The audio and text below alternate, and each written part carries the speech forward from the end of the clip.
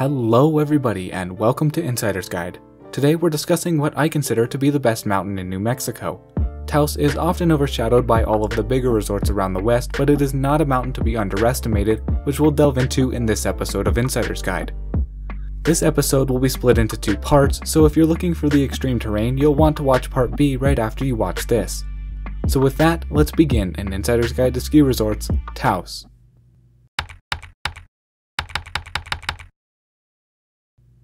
Now, to start things off, you've heard it from Peak Rankings, you've heard it from locals, you've seen it in articles, and now you're going to hear it from me. Taos is not for beginners. Unless you're taking a lesson, Taos is not the place to learn to ski. You'll see this when we go pod by pod in a bit, but most greens are roads. As a whole, the mountain is very steep. Generally, I'd say that you can count on each difficulty level being one level harder at Taos than at other mountains. In other words, a Taos green is a Breckenridge blue, a Taos blue is a Breckenridge black, and so on. And of course, Taos has a reputation of being for advanced skiers. Taos is famous for its extreme terrain. It isn't famous for its groomers, and with good reason. It is a hard mountain. As I heard one person put it, the best word to describe Taos is perilous. So once again, if you're looking for good greens and blues, look elsewhere. If you want to stay in the same region, Angel Fire or Red River would be good options. Otherwise, head to Colorado or Utah. Now, despite how it may look on paper, Taos really isn't all that big. I'd classify Taos as a weekend-long resort. Once you get past 3 or 4 days, it can get quite monotonous, or in my case, after 2 days. Unless you're solely an extreme skier. If that's you, you could spend weeks at Taos. But the great thing about Taos is that because it's so small, it never has any crowds. One of the staples of Insider's Guide is me telling you where to go to avoid the lift lines, but in this episode there will be no such talk. The big limiter at Taos is their parking. Once the parking lots fill up, there's not really anywhere else to put people, and as such, lines can only get so big, which in Taos' case means non-existent for a vast majority.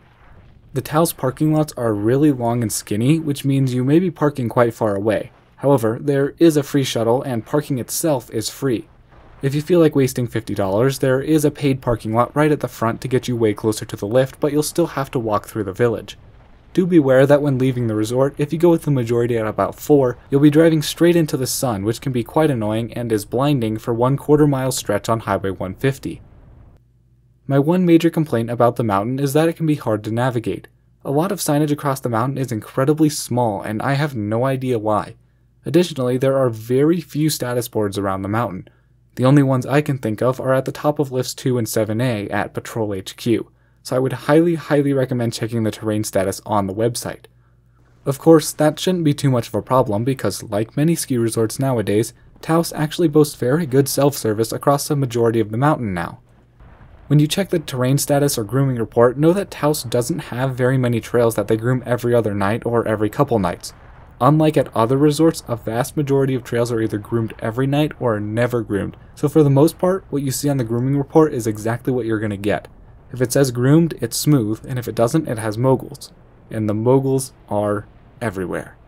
My other complaint of Taos, though through no fault of their own, is that in the afternoon, a vast majority of the resort falls into the shade of Highline and West Basin Ridges and Kachina Peak. As such, it gets very cold in the afternoon, so be prepared for a large temperature difference between the morning and afternoon. Taos is often overlooked, but it's starting to make a larger name for itself. As I've already said, if you're a lower level skier, I would avoid Taos. But despite my 35 warnings and everything you'll see all over the internet, I'm sure many of you will not be discouraged and will still go to Taos. And that's why I'm here, to tell you all where to go and where to avoid. If you're an expert skier, Taos should be at the top of your bucket list. Taos has a reputation of being an expert's haven, and I was ready to be let down, but Taos did not disappoint. And so because of that, I'm also here to give you guys just a little bit of insight into how to maximize your time at Taos as well. Down at the base area are 2 bunny hills. If you're first learning to ski, you absolutely must stay down in these areas. Start at Gondolita and then go to Rugli, then Pioneer. Jumping onto lift 1 before you're ready will make you never want to ski again.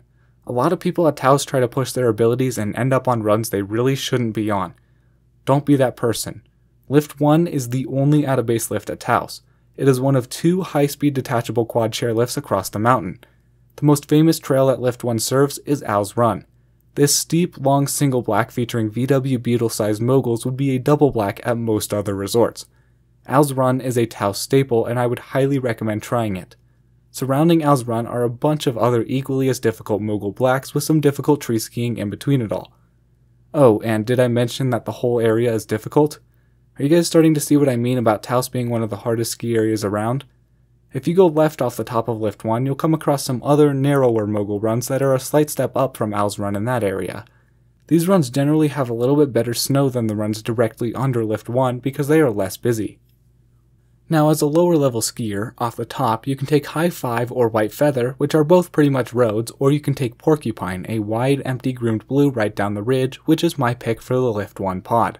Do remember, however, that it would be a high level blue at other resorts, so don't do it as your first blue. Generally, of the two green roads, White Feather is better because High 5 is more narrow but also more prominent, and as such feels much busier. High 5 and White Feather both take you to the Whistle Stop Cafe, which is one of the busiest areas in the resort. However, somehow, the Whistle Stop Cafe itself never seems very busy at all and is a very good place for a really quick lunch. In this area, there are runs coming in and out all over the place and people everywhere, so be careful. There are all of these short runs, some of which are groomed and some of which are not. All of these short runs along with the two main runs, White Feather and Powderhorn, will take you down to Lift 8. So if you look down one and don't want to go down it, you can go around on any other run and still end up at the same place. Lift 8 is extremely long and slow and can be painful to ride after 2 or 3 times. However, it serves the second best groomer pod in the resort, with runs like Lower Stauffenberg being particularly nice. When leaving the Lift 8 area, known as West Basin, you'll ski Lower White Feather, which is a road, and a busy one at that. It is relatively wide as far as roads go, but still be very careful because there are typically people all over the place on that run, and you're mixing experts and first-timers and everyone in between. Also be aware of people coming off of the advanced runs on your right, as they often won't see you before dropping onto the road if you're going relatively quickly. Up above Lift 8 is Lift 2. Lift 2 is primarily used as an access lift, to get from Lift 1 to the typical lift serve summit, from which you can access the entire backside or hike up to the extreme terrain. Lift 2 only has a couple of runs to lap, of which Bambi is the only groomer. Bambi is nice and wide and is relatively mellow, being one of the couple actually blue level blues in the resort.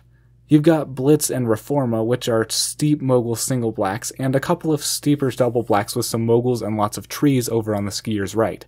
As convenient as it would be, unfortunately Zagava is not groomed, so you'll get stuck on a little bit of a catwalk to get back to 2. That's why Bambi isn't my favorite to lap. Also from Lift 2, you can access these double blacks from Valkyrie's Chute down to Lorelei, which all bring you down to Lift 7 via a narrow little runout. These are nice because they are directly lift served, and as such don't require the hike that some of the other Taos expert terrain requires. But of course, they just don't offer the same experience as up top, which we'll discuss in Part B. Down below, you can get to Longhorn, which is a mogul single black whose biggest threat is its length. You'll think you're down and then all of a sudden come up on another steep pitch, just over and over again, so be prepared for that. We're going to cut it off there, and we'll finish up with the backside of the resort and all of the upper mountain extreme terrain in Part B, which you can go check out now. As always, please leave any questions down below. Thank you all so much for watching. All my love, I'm out.